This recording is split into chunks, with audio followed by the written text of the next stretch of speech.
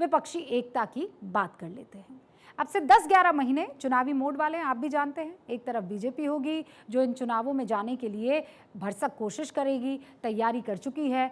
दूसरी तरफ विपक्ष है जो एकजुटता का एक नया फॉर्मूला लगातार खोज रहा है। उसकी अब जो अगली मीटिंग है वो बेंगलुरु में होने वाली है।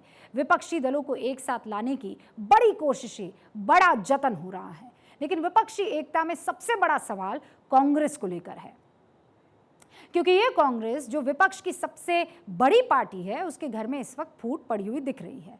लोकसभा चुनाव से कई राज्यों में विधानसभा चुनाव है, उससे पहले राजस्थान में कांग्रेस में गुटबाजी चरम पर है। आपसी फूट में उलझी हुई कांग्रेस का झगड़ा सुलझाने के लिए आज दिल्ली में कई बड़े नेता बैठक के लिए आए। चुनाव से पहले हालात ऐसे कि उन्हें सुलझाना बहुत जरूरी था। बैठक गंभीर थी, तकरीबन 4 घंटे तक चली। बैठक से पहले लेकिन राहुल गांधी कुछ ऐसा कह गए कि इस बैठक की जो पूरी मिनट ऑफ द मीटिंग है, या ये कहिए जो स्ट्रैटेजी है या जो वजह है, वो सामने दिखने लगी। सुनिए।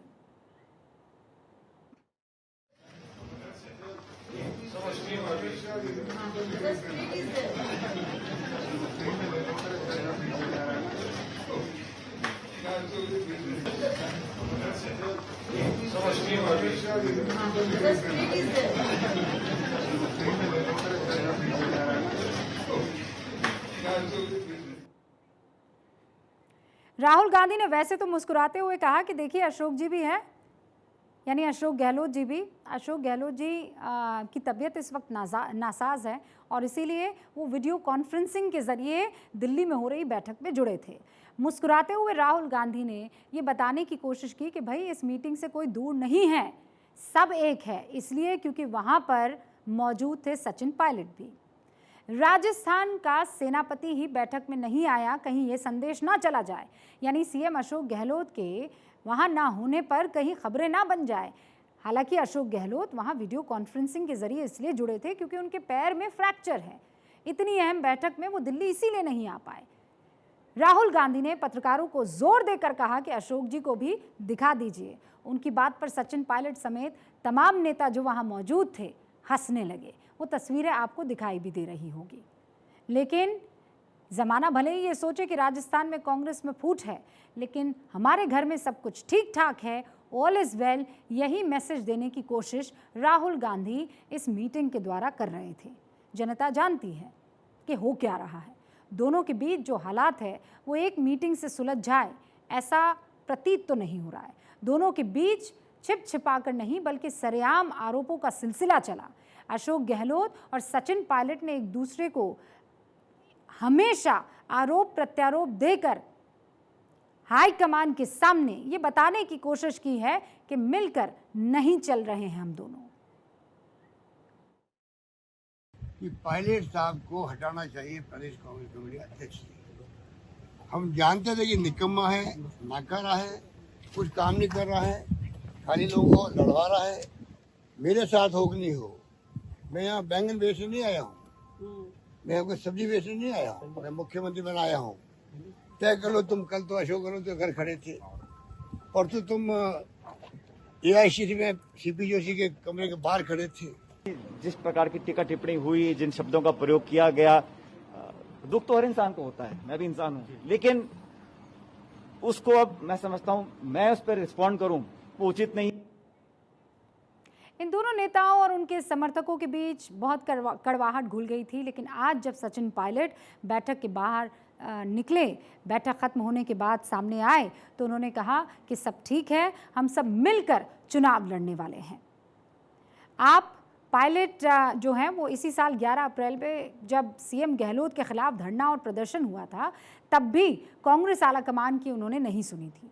वो गहलोत से नाराज होकर 12 जुलाई 2020 में अपने समर्थक विधायकों को लेकर मानेसर आ गए थे। दोनों के बीच ये टसल कई मौकों पर खुलकर सामने आई भी है। जब पिछले साल 25 सितंबर को जयपुर में मल्लिकार्जुन खड़गे और अजय माकन ने मीटिंग बुलाई, तो गहलोत समर्थक विधायक मीटिंग में नहीं आए थे। कांग्रेस आलाकमान विधायकों के सामने सचिन पायलट को बड़ी जिम्मेदारी देने वाला था। हो सकता था कि उन्हें सीएम बनाने की मंशा हो रही हो, लेकिन गहलोत समर्थक नहीं माने। वैसे आज की मीटिंग के बाद पायलट ने दावा किया है कि कांग्रेस आलाकमान ने उनकी बात मान ली है।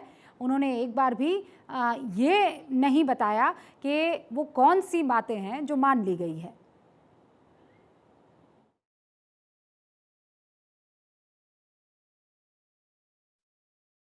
हमारा संगठन, हमारे नेता, हमारे विधायक, मंत्री सभी लोग मिलजुल कर काम करेंगे। और जैसा मैं हमेशा कहता आया हूं, हम सबका ध्येय ये है कि कैसे दोबारा कांग्रेस की सरकार राजस्थान में बनाए। कांग्रेस आलाकमान के लिए राजस्थान का मसला अकेला सिरदर्द नहीं है।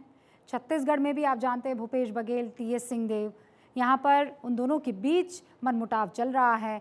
भूपेश बघेल के बीच और टीएस सिंहदेव के बीच वो जो झगड़ा है, क्या वो ख़त्म हो गया है, ये दोनों ही जानते हैं। 4.5 साल तक मनमुटाव ख़त्म नहीं हुआ।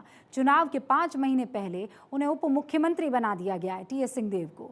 दिल्ली से ये पहल करनी पड़ी। अब कुछ और राज्य और वहाँ की गुटबाजी पर भी आप जल्दी से नज़र डाल लें।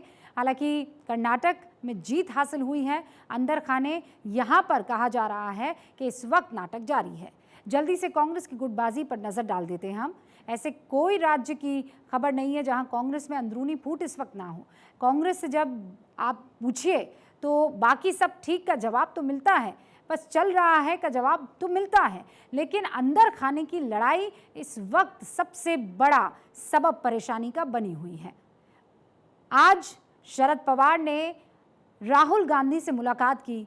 शरद पवार भी इस वक्त कुनबे में फूट को लेकर परेशान हैं। दिल्ली में राहुल गांधी उनसे मिलने के लिए पहुंचे, लेकिन राजनीति की शतरंज की बिसात देखिए आप। सियासी शतरंज की बाजी कैसे बिछी है समझिए आप। कांग्रेस खेलने के लिए विपक्ष के साथी जुटाने की कोशिश में है। बीजेपी ने अपने मोहरे ठीक करने की कोशिशें शुरू कर दी है।